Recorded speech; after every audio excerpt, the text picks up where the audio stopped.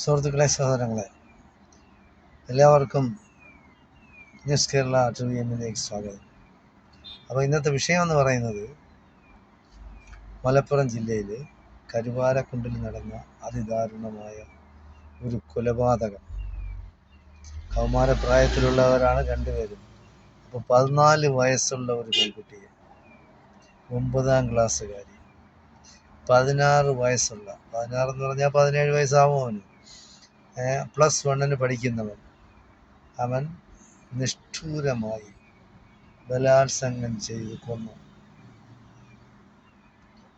അപ്പോൾ അവൻ്റെ പിന്നിൽ വേറെ 2-3 പേരും കൂടെ ഉണ്ടായിരുന്നു എന്നാണ് മനസ്സിലാക്കുന്നത്.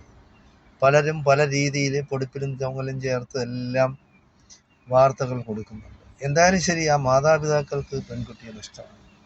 അത് തീർത്താൽ തീരാത്ത സങ്കടമാണ്. അതിന് ആ ദുഃഖത്തിൽ നമ്മളെല്ലാം പങ്കുചേരണം. അപ്പോൾ എന്തുകൊണ്ടാണ് ഇങ്ങനെയെല്ലാം ഈ കൗമാരപ്രായത്തിലുള്ള കുട്ടികൾക്ക് സംഭവിക്കുന്നത്? ഞാൻ നേരത്തെയൊക്കെ ഒരുപാട് വീഡിയോ ചെയ്തിട്ടുള്ളതാണ്. പെൺകുട്ടികളാണ്, ഏത് സമുദായമായിരുന്നാലും ഏത് മതമായിരുന്നാലും ശരി, അവരെ മതവിദ്യാഭ്യാസം വീടുകളിൽ നിന്ന് കൊടുക്കണം. മാതാപിതാക്കൾ എപ്പോഴും പഠിക്കുന്ന കാര്യം മാത്രമല്ല, ഒരാഴ്ചയിൽ 2 ദിവസമെങ്കിലും അവർക്ക് അവരുടേതായ രീതിയിൽ, അത് ഏത് സമുദായമായിക്കൊണ്ട് പോട്ടെ, പറഞ്ഞ് മനസ്സിലാക്കി കൊടുക്കണം. മക്കളെ വഴിപിഴയ്ക്കാതെ ജീവിക്കണമെന്നും ചാരിത്രം, അത് പുരുഷനായാലും ശരി, സ്ത്രീ ആയിരുന്നാലും ശരി, പെൺകുട്ടിയായിരുന്നാലും ശരി, ആൺകുട്ടിയായിരുന്നാലും ശരി, ആ ചാരിത്ര ശുദ്ധിയോടുകൂടി ജീവിക്കണമെന്നും അതെല്ലാം അവരെ പറഞ്ഞ് മനസ്സിലാക്കണം. നമ്മുടെ ഒരു സ്ത്രീയുടെ ചാരിത്രം എന്ന് പറയുന്നത് അതാണ് ഏറ്റവും വിലപ്പെട്ടത്. ഇന്നിപ്പോൾ പല ചാനലുകളിലെ ഈ ക്യാമറാമാന്മാരും ഒരു വടിയും കൊണ്ട് ഇങ്ങനെ നടക്കുന്നുണ്ട് പെൺപിള്ളേരുടെ ബാക്കിൽ.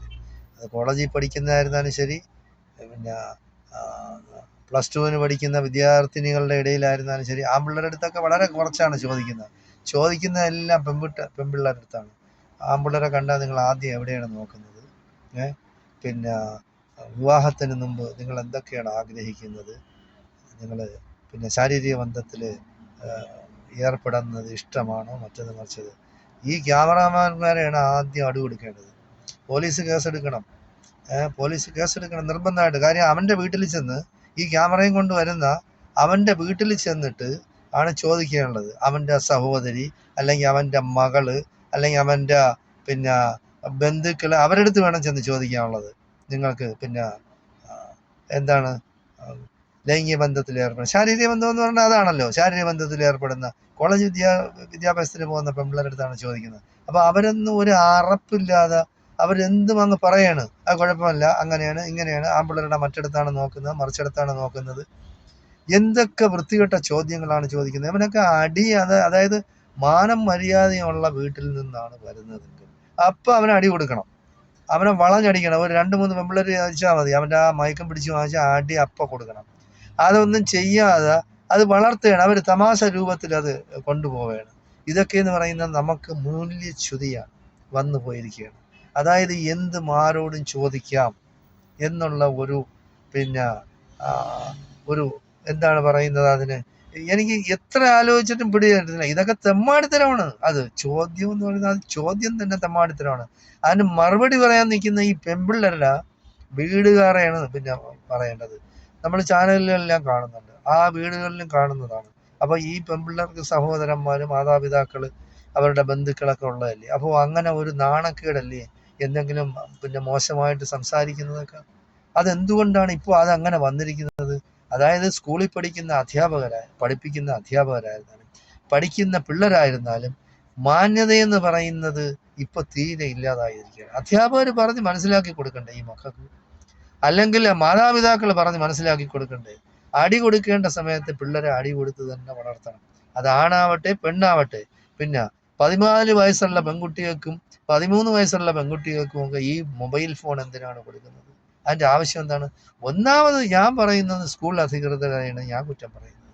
ഇപ്പോൾ കോവിഡ് സമയത്ത് ശരിയാണ്, ഫോൺ വേണമായിരുന്നു, അങ്ങനെയായിരുന്നു, ക്ലാസ്സിൽ പോകാതെ ഓൺലൈനിൽ ക്ലാസ്സുകൾ എടുക്കുമായിരുന്നു, ശരി, അത് തീർന്നു.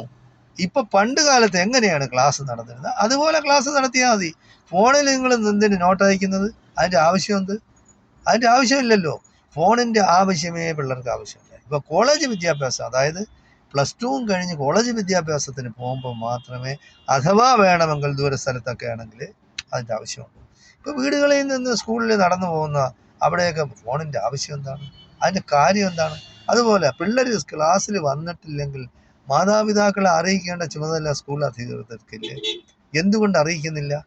ഒരു കുട്ടി, ആ പെൺകുട്ടി തലേ ദിവസം പോയിട്ടില്ല ക്ലാസ്സിൽ, വീട്ടിൽ നിന്ന് സ്കൂളിൽ പോകുന്നു പറഞ്ഞ് ചോദിക്കാനും പറയാനും ആരുമില്ല, ഒരു ഉത്തരവാദിത്വമല്ല. മാതാപിതാക്കളും വിചാരിക്കണം, ആരെങ്കിലും കൂടെ പോട്ടെ, ആരെങ്കിലും ഒരുത്തന്നെ സമ്പാദിച്ചുകൊണ്ട് വരട്ടെ, അവന് കല്യാണം കഴിച്ചു കൊടുക്കാം. അതൊക്കെ ആ ഒരു ചിന്താഗതി മാറണം ആദ്യമായിട്ട്.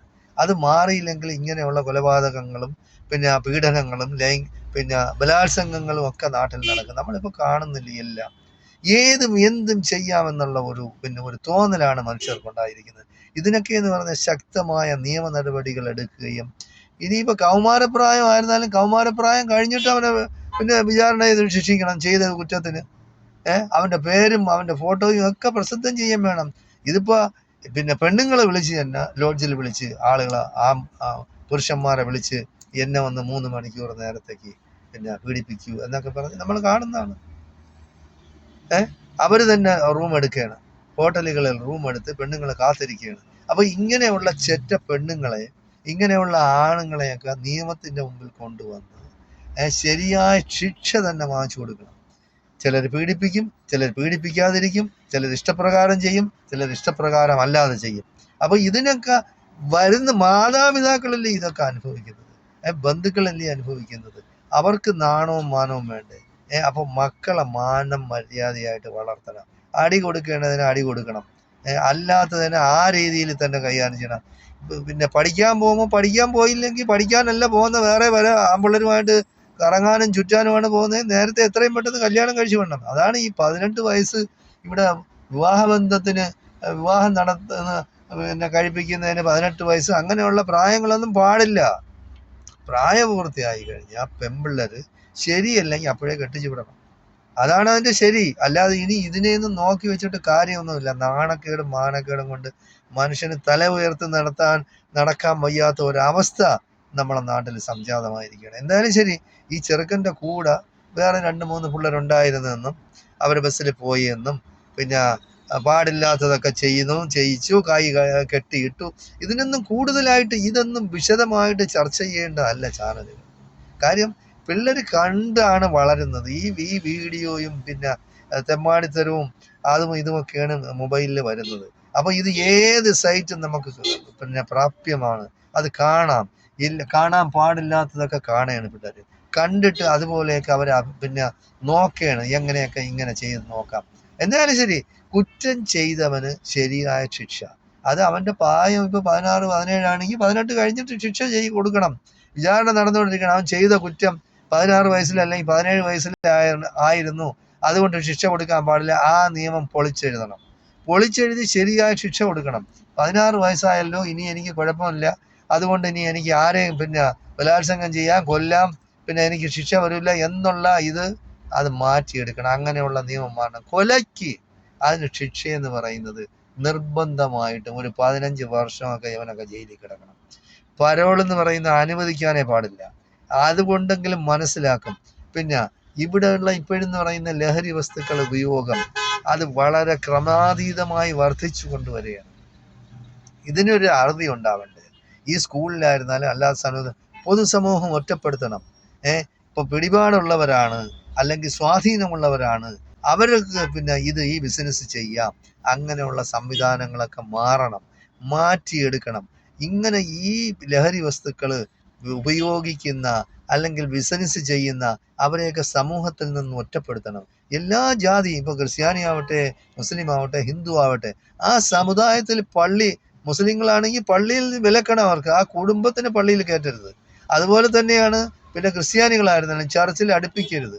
ഇങ്ങനെയുള്ളവരാണ്. ചത്താൽ പോലും മരിച്ചാൽ പോലും അവിടെ പിന്നെ സെമിത്തേരിയിൽ അടക്കാൻ സമ്മതിക്കരുത്, ഖബർസ്ഥാനിൽ അടക്കാൻ സമ്മതിക്കരുത്. മുസ്ലിങ്ങളായിരുന്നാലും ഹിന്ദുക്കളായിരുന്നാലും ശരി, അങ്ങനെയുള്ള പിന്നെ കുടുംബക്കാരെ തന്നെ ഒറ്റപ്പെടുത്തണം. അങ്ങനെ വരുമ്പോൾ അവരെല്ലാം, മാതാപിതാക്കളെല്ലാം ആ കാര്യങ്ങൾ ശ്രദ്ധിക്കും.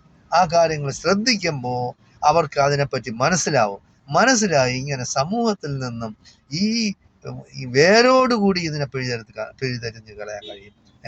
ഈ പിന്നെ കഞ്ചാവായിരുന്നാലും ചരസായിരുന്നാലും ബാക്കിയുള്ള ഇപ്പോഴത്തെ ലേറ്റസ്റ്റ് സാധനങ്ങളായിരുന്നാലും അവർക്ക് പുതിയ പുതിയ പേരുകളുണ്ട്. അത് ഉപയോഗിച്ച് അവർ ചെയ്യും. ആദ്യം അവർ വേണമെങ്കിൽ ഫ്രീ ആയിട്ട് കൊടുക്കും. അത് കഴിഞ്ഞ് വീട്ടിൽ നിന്ന് അവർ കാശ് മോഷ്ടിക്കും, അല്ലെങ്കിൽ വേറെ എന്തെങ്കിലും പരിപാടി ചെയ്യും. പെൺപിള്ളേരാണെങ്കിൽ വേറെ അടിമപ്പണി ചെയ്യിക്കും.